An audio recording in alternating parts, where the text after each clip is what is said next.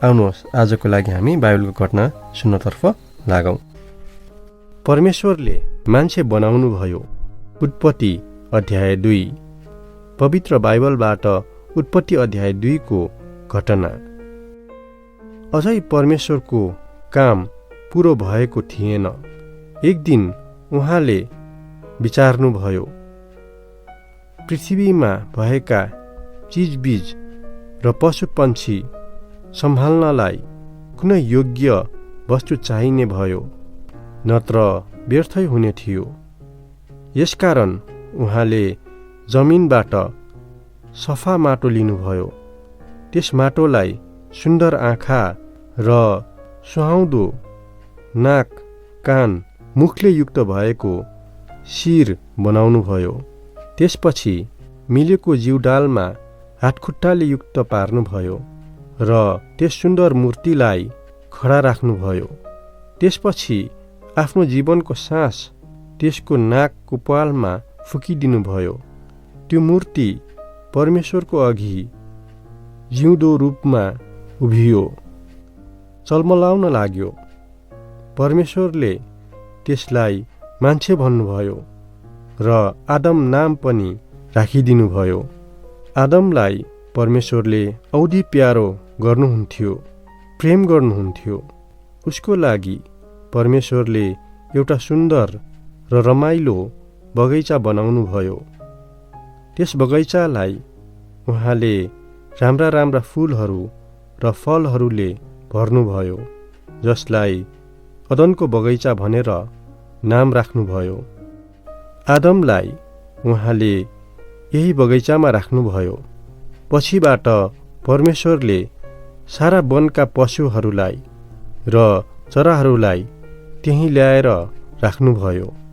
आदमलाई परमेश्वरले एक एक पशुको र चराहरूको नाम राख्न लगाउनुभयो। उसले प्रत्येक पशुको र प्रत्येक चराको नाम राख्यो।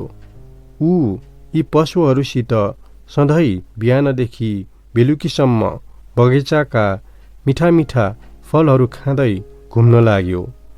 उसलाई आनन्द मिल्थ्यो। तर पशुहरू आदम झैँ बोल्न सक्दैनथे। उसको बोल्ने साथी परमेश्वर बाहेक अरू कोही थिएन। परमेश्वरलाई यो कुरो थाहा भयो। आदमको साथी निश्चय ऊ जस्तै बोल्ने हुनुपर्छ। परमेश्वरले विचार गर्नुभयो। यस कामको लागि परमेश्वरले आदमलाई मस्त निन्द्रामा हाल्नुभयो। यही अवस्थामा परमेश्वरले आदमको शरीरबाट एउटा करङ निकाल्नुभयो। उहाँले त्यस करङबाट एउटी सुन्दरी नारीको रूप तयार गर्नुभयो। आदम निद्राबाट बिउझेपछि परमेश्वरले त्यस सुन्दरी नारीलाई आदमसित जोडा बाँधिदिनुभयो। त्यस नारीको बोलाउने नाउँ हब्बा राखियो। आदम र हब्बा आनन्द साथ परमेश्वरले दिनुभएको अदनको बगैँचामा बस्न लागे। ती दुई आदम र हब्बालाई बोलचाल गर्दै बगैँचाको मिठा मिठा फल टिपी बाँडेर खाएको देख्दा परमेश्वरलाई साह्रै खुसी लाग्यो। उहाँले पृथ्वीमा कुनै कुरोको कमी पाउनु भएन। 6औं दिन बित्न लाग्यो। परमेश्वरले पृथ्वीतिर फेरि हेर्नुभयो। कहीँ कुनै कुरोमा पनि कमी पाउनु भएन। रात पर्यो। निलो आकाशमा झलमल्ल जुनताराहरू चम्के। सुन्दर बगैँचा बीचमा आदम र हब्बा शान्तिसित निदाए। बिहान भयो। सुनौलो घाम लाग्यो। चराहरू गाउन लागे। आदम र हब्बा पनि जागे। परमेश्वरले हेर्नुभयो।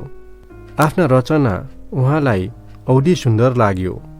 आदम र हब्बालाई देख्दा पृथ्वीको सुन्दरता कहाँ कता पुगे जस्तो लाग्यो।